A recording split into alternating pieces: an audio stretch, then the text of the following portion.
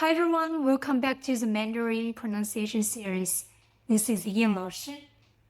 In last episode, we covered 翘舌音 zhi, chi, shi, ri, the sound made with your tongue tip curled back. Today we have zi, ci, si, 平舌音, the flat tongue sounds for you. Let's get started. For all three sounds, the tongue position is the same. Your tongue tip sits flat and forward, lightly touching or just behind your upper front teeth. This is the opposite of what we did in last episode. Let's try it. Z, ci, si. Number 1. Z. Think of the z at the end of kids or beds. But here's the key. No buzzing in your throat. Keep it clean and crisp. Z, z. Pay attention to the mouth shape. Z, z.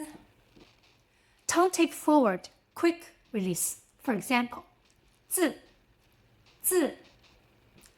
Number 2, c. Think of the z at the end of cats. Same tongue position as z, but with a stronger puffy layer. Same rule, no buzzing in your throat, clean and crisp. For example, 错, 错. The difference between z and c is that the extra breath of the air on c. Let's try them side by side.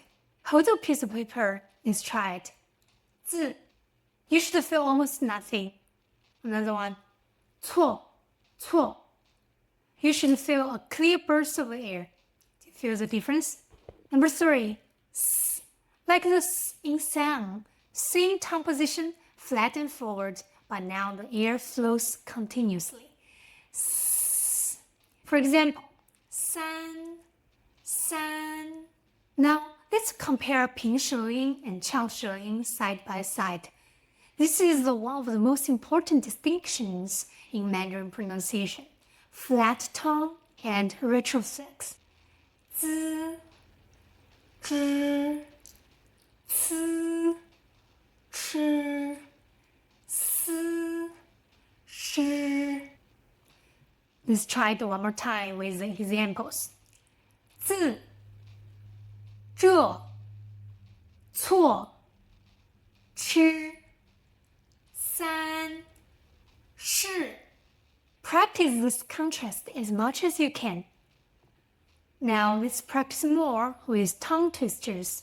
四是四，十是十，四不是十，十不是四，四十是四十，十四是十四，四是四，十是十，十四是十四，四十是四十。That's episode 8, 滋呲丝, 平舌音, the flat tongue sounds.